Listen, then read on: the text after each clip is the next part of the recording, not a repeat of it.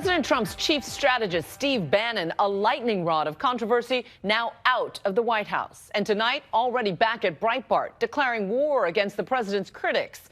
The country facing a fresh wave of apprehension as more racially charged protests are planned for this weekend. Here's ABC's Tom Yamas with our series, American Flashpoint. Protesters flooding the nation's streets, extremists on the left and right resorting to violence, opening America's eyes to the depths of the divisions in this country. The ripple effect of the chaos now reaching the White House. The man some deemed a champion of the so-called alt-right, Trump's chief strategist, Steve Bannon, pushed out. We know the president had grown increasingly frustrated with Bannon in recent weeks, and he clashed with virtually every top official in the White House. This was a collective push out on their part. Bannon says he resigned on his own terms, telling Bloomberg's Joshua Green, "Let me clear it up. I'm leaving the White House and going to war for Trump against his opponents." Breitbart News says Bannon has returned to his old job, running the far right-wing website, the job he left to join the Trump campaign. My take on all this is that Bannon will still be Steve Bannon on the outside. Trump is known to talk to these people that he's ousted, and he keeps talking to them. And Bannon, meanwhile, has resumed his role at Breitbart, which is obviously a highly influential alt-right news site that Trump is plugged into. So I very much see them staying in touch. As for what's next, in an interview with the Weekly Standard, Bannon says he believes Trump will still be unconventional, but less willfully disruptive. But Bannon's ouster may not be enough to silence the national backlash against President Trump after Trump's reaction to the violence in Charlottesville. I think there's blame on both sides. You look at both sides. Not all of those people were neo-Nazis, believe me. Not all of those people were white supremacists by any stretch. Think before you speak. Susan Bro's daughter died in Charlottesville. Police say she was mowed down, allegedly by a white nationalist. Wednesday marked Heather's funeral, her mom and dad addressing their loss. This is just the beginning of Heather's legacy. This is not the end of Heather's legacy. And appealing for unity. They tried to kill my child to shut her up. Well, guess what?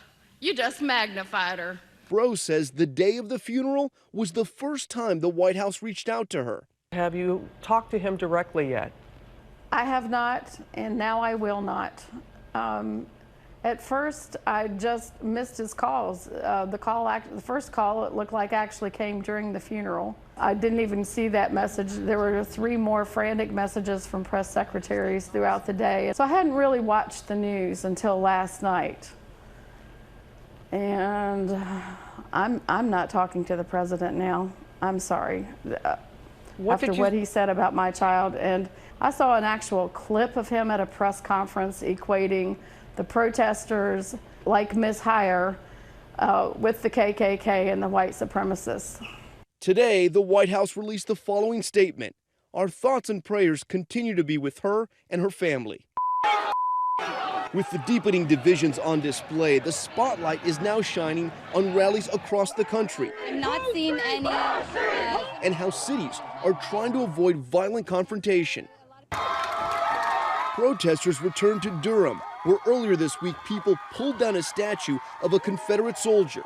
Today, the base remains. Graffiti scrawled beneath it, saying "Death to the Klan." In Boston, expecting a rally on Saturday, someone writing "Punch Nazis" on the Boston Commons. We don't respond hate with hate. We respond hate with peace. We want people to be civil. For the past 6 months, we've traveled the country, embedded with extremist groups, tracking all this political violence. It's hard to say precisely when this all began.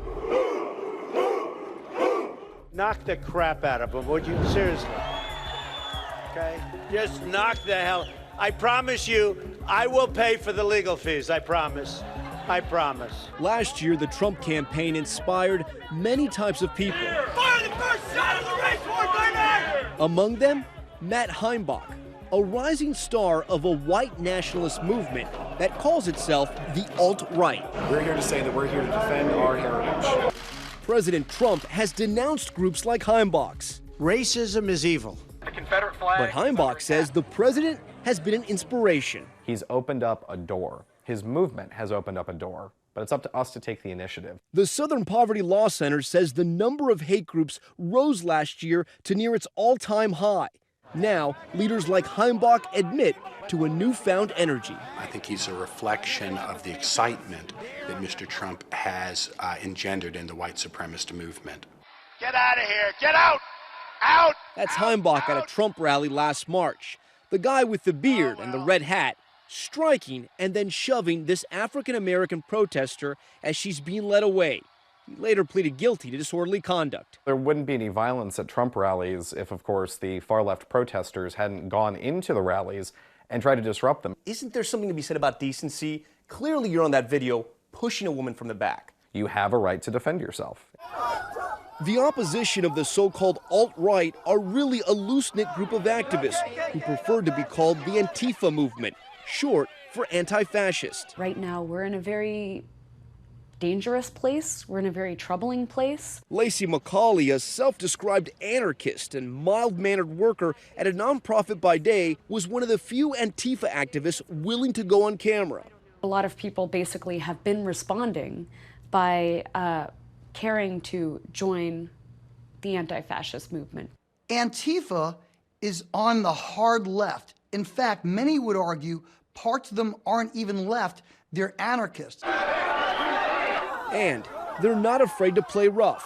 At this Trump campaign rally in San Jose last June, I saw it up close. What happened? I was walking on the street and this guy sucker punched me in the back of the head. Antifa protesters brutalized Trump supporters at random, throwing eggs at them, beating them bloody, and attacking their cars. There's no doubt that the Antifa believe that physical confrontation is necessary to prevent the rise of white supremacy. The protests didn't cool down when Trump won the election. The man who will be the 45th president of the United States, Donald J. Trump. While the alt-right rejoiced. The alt-right is an overwhelmingly young movement.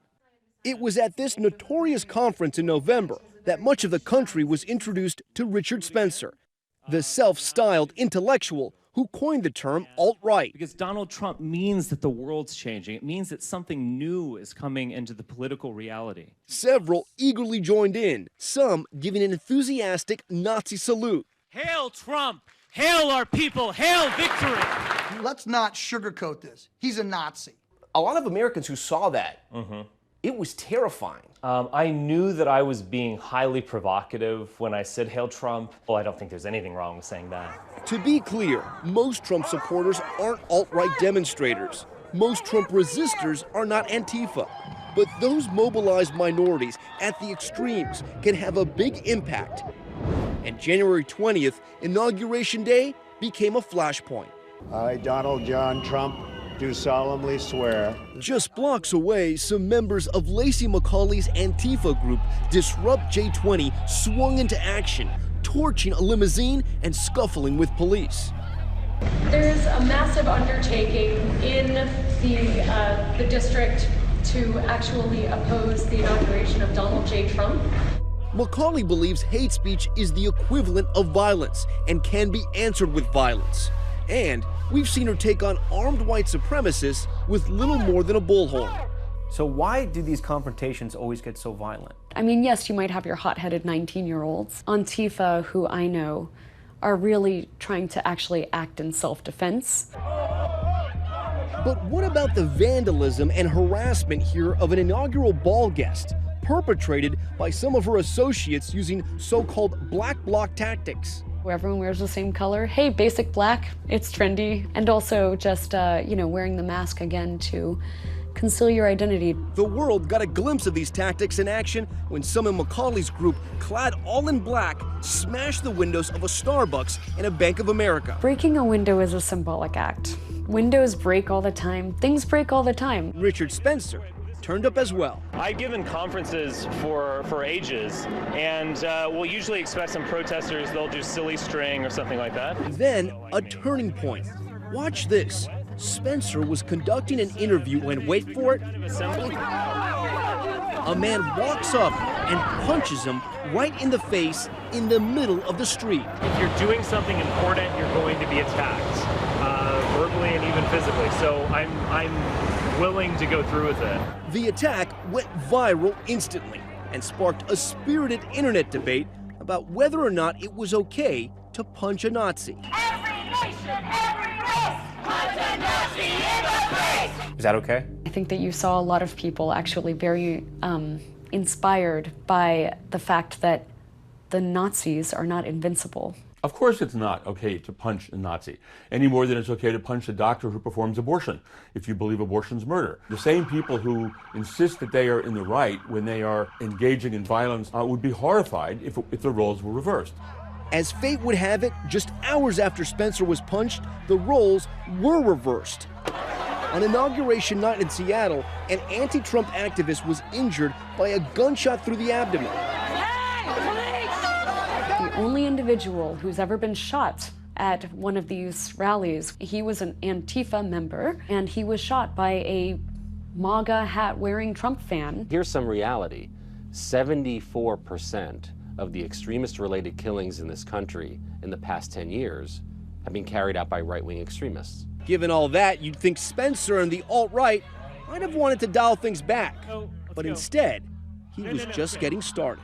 They brought the fight to us. There was a war started, and those sons of bitches started the war. And so we're going to respond to them. Next, the two lightning rods of the so-called alt-right and Antifa, Richard Spencer and Lacey McCauley, meet face to face. Is there any hope of both sides pulling back from the brink? You're not going to stop us because you don't matter. Yes. I mean, ultimately, people we like will stop you. Two bitter enemies face off when we return.